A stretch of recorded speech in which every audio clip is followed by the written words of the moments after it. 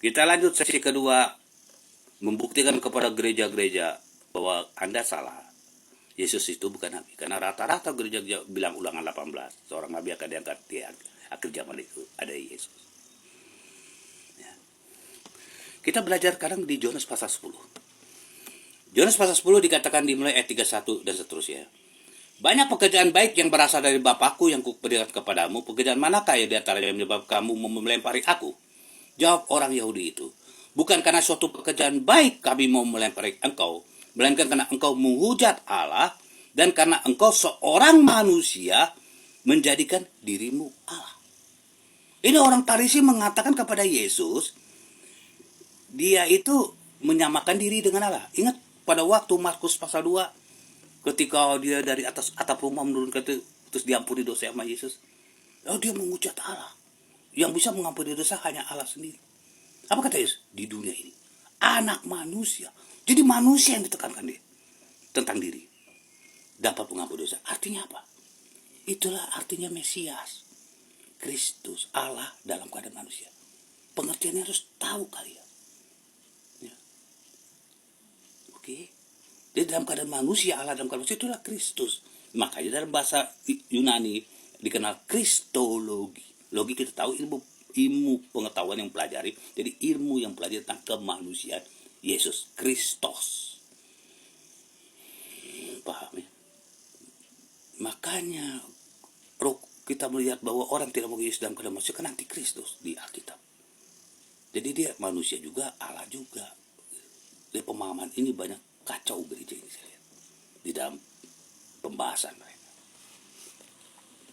Kemudian katanya dalam Yohanes pasal 10, jadi dia mau dilempari batu karena dia mengatakan mau nyamakan diri dengan Allah dengan kata-katanya pengajaran karena kau manusia saya. Padahal apa pertanyaan awal ya?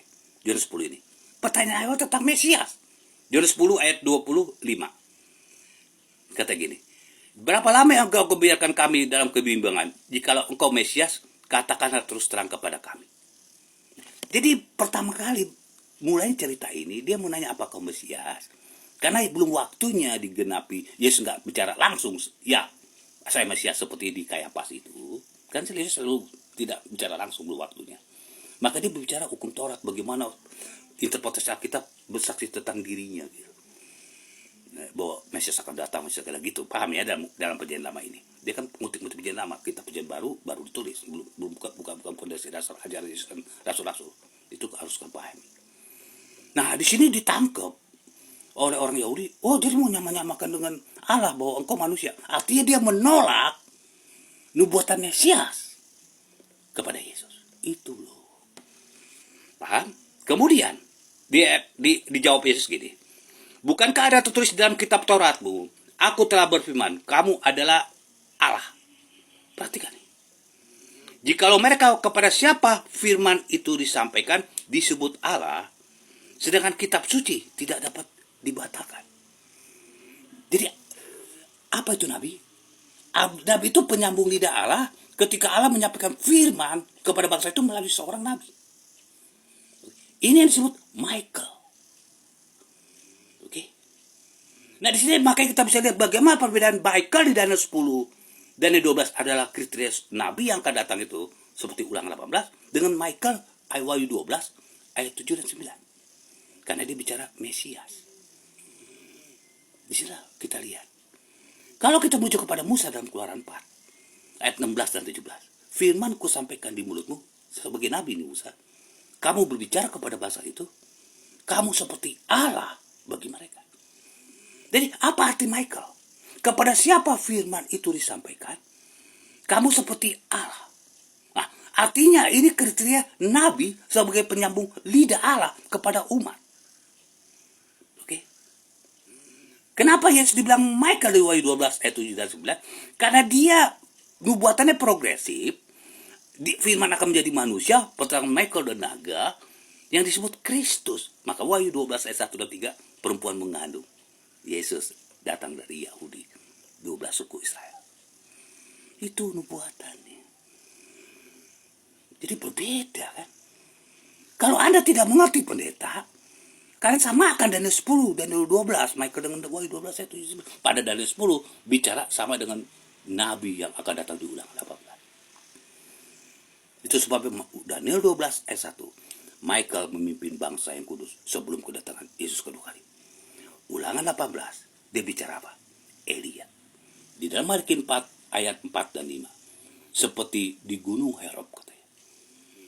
Ketika engkau takut Allah berbicara langsung, maka Allah berbicara melalui Musa tentang 10 hukum Allah. Jadi sebelum hari Tuhan yang besar itu artinya apa? Sebelum kedatangan Yesus kedua kali akan kutus Elia. Ini satu pribadi yang dibuatkan. Michael, Elia, Nabi akan datang. Ulangan 18. Paham sampai sini? Maka dalam Yohanes pasal 10, dia 36, Yesus menunjukkan perbedaan antara Nabi kepada siapa firman disampaikan kamu seperti Allah atau Michael kepada dirinya. Ayat 36. Masihkah kamu berkata kepada dia yang dikuduskan oleh Bapa dan yang diutus ke dunia? Dikatakan menghujat Allah, dia menunjukkan diri. Yang tadi kita pelajari, nabi-nabi diajar oleh Allah, tapi tidak satu pun yang pernah melihat Bapa. Hanya dia yang datang dari Bapa pernah melihat Allah diutus ke dunia. Dia bicara dia adalah Kristus itu. Pada mulanya adalah firman. Firman itu bersama-sama dengan Allah. Firman itu menjadi daging. Yohanes 1 ayat 1, 3 dan 14. Inilah Kristus. Oke, jadi dia bukan nabi. Dia Mesias. Allah dalam keadaan manusia. Nabi adalah manusia biasa. Makanya dia penebus dosa, juru selamat. Sampai sini mengerti. Yesus bukan nabi. Tapi ukuran manusia di zaman itu sampai zaman sekarang, Yesus dibilang nabi. Seperti perempuan Samaria, nabi. Orang sana, dia kayak nabi kan gitu. Begitu juga ketika dia nanya murid-murid, kata orang siapa? Nabi ini salah satu dari nabi. Dia nggak mengatakan, bukan manusia yang mengatakan. Allah menyampaikan, enggak kan? Pas. Petrus mengatakan, engkau adalah Mesias. Adalah anak hidup baru dikatakan. Bukan manusia yang menyatakan. Bukan ukuran manusia yang menyatakan. Tapi roh Allah yang mengatakan melalui mulut Petrus. Jadi beda ukuran kita untuk mengerti hikmat Allah di Alkitab dengan ukuran Allah. Maka segala ajaran gereja-gereja hari ini perlu dikoreksi dengan Alkitab. Oke? Sekarang kita lihat Matius 17. Kalau Anda mengatakan Ulangan 18 Yesus, kita koreksi lagi bukti-bukti yang lain. Di dalam Matius 17 ayat 12 ayat 11. Jawab ayat 10.